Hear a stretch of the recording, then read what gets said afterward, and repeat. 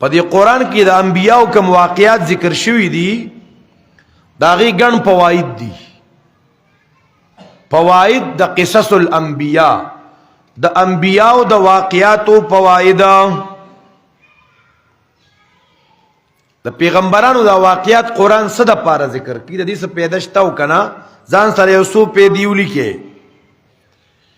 یو پیدا د پاره د تثبیت چې ایمان والا او دا اخیری پیغمبر په دې خپل مشن نورم کلک پاتې شي. دا خو د پخوانو انبیاء پروګرامو مړه دایم خلاف شوی. یو د پاره د تثبیت یا تثبت. دویم په دې واقعاتو د انبیاءو کې نمنونکو د پاره یرا. دویم څه د نمنونکو د پاره یرا.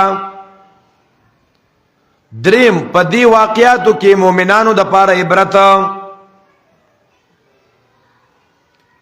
په دې کې طریقه د دعوت پیغمبر دعوت څنګه چلولیو څنګه مسئله بیان کړي وا کومه مسئله بیان کړي وا څنګه طریقه د دعوت چې پیغمبرانو څنګه دعوت چلولیو کومه مسئله بیان کړي وا نو دا طریقه د دعوت او مسئله د دعوت دا کوم کتاب ذکر کړي دین بل غټ ترتیب او بل غټ کتابونه غنې غوري ښا چې نه د دعوت طریقې او دا بل ځکه بیانېږي دا بیا جهالت ته غوري تا خو قرآن بیانل بټنل وګرځاو سړیا د دعوت طریقه کم کتاب خي ها جی د دعوت طریقه د دعوت مسلې دا قرآن خيام بل دی کې حکمی د صبر وګوره انبیاء صبر کړو نو تم صبر کوا.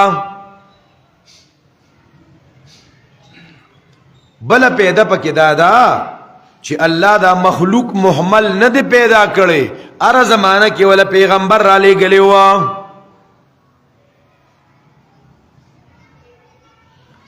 او بل په دې واقعاتو کې د پیغمبر د نبوت صداقت ته چې دا پیغمبر نه نوح علیہ السلام لیدلیو نه شعیب علیہ السلام لیدلیو دا اخیری پیغمبر دا آغا یوسف علیہ السلام کیسا خلقو تا بیانولا الیک دا دا کم زی نزدک سکول کالج تا خو نه دیتلے مدرسی استاز تے خو ناس تا نه کڑے دا و تا وحی کی حق سچ پیغمبر دے لکا.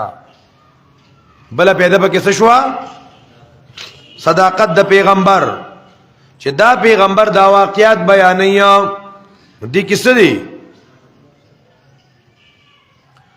بلا پیدا پا کدا دا چې دا پیغمبر سړومبنه پیغمبر خو نه دی د مخکم پیغمبرانو سلسله جاری وا.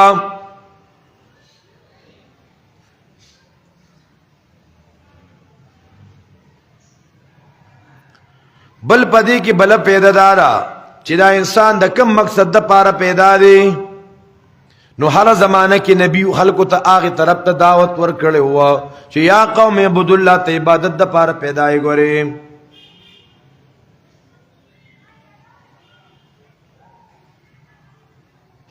خجیبل یو پیدا د انبیاء د دعوت خلاصه صدا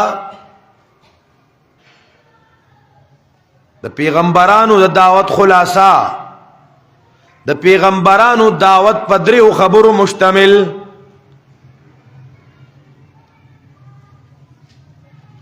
د مخلوق د خالق سره تعلق جوړول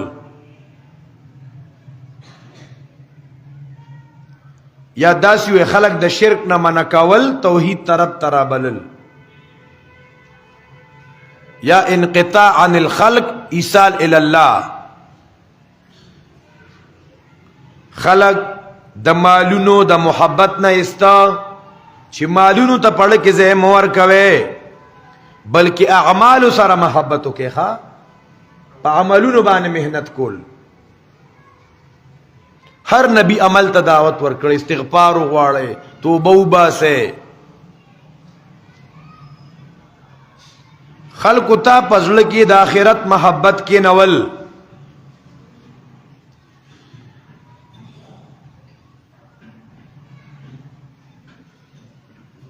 دل تر دی واقعات اس مقصد دی سورۃ الاعراف کې دل تر دی واقعات یو مقصد دا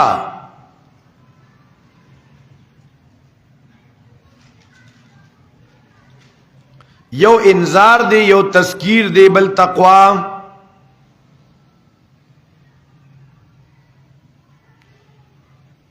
بل مقصد پکې دا دی چې کوم د قریشو کافرانو مختلف انداز کی اغي الله طرف ته روبللی شو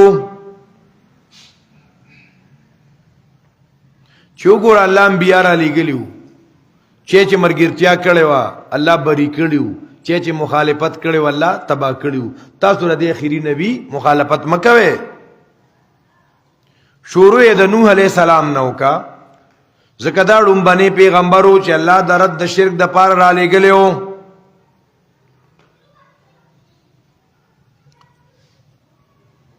او داغي تفصیل اصولو کې بیان شیو چې د نوح علیہ السلام په زمانہ کې داغه د مبعوث کې دون مخ کې په خلکو کې شرک شروع شو او شرک څنګه شروع شو. دغه نیکانو خلکو مجسمه بیا جوړ شو دی پټوانی جوړ کا. ولقد ارسلنا نوحا الى قومه. بل د انبیاء په دعوت کې ودا خبره معلومه شي چې د انبیاء دعوت انتهایی د مینه وو. دعوت سو د مینه. قوم تبیا بیا و یا قوم یا قوم یا قوم. بل د انبیاء دشمنان زیات تر مالدار غټان. بل زیاد تر انبیاء کرام علیهم السلام د ټولو نه اول رد شرک کوي.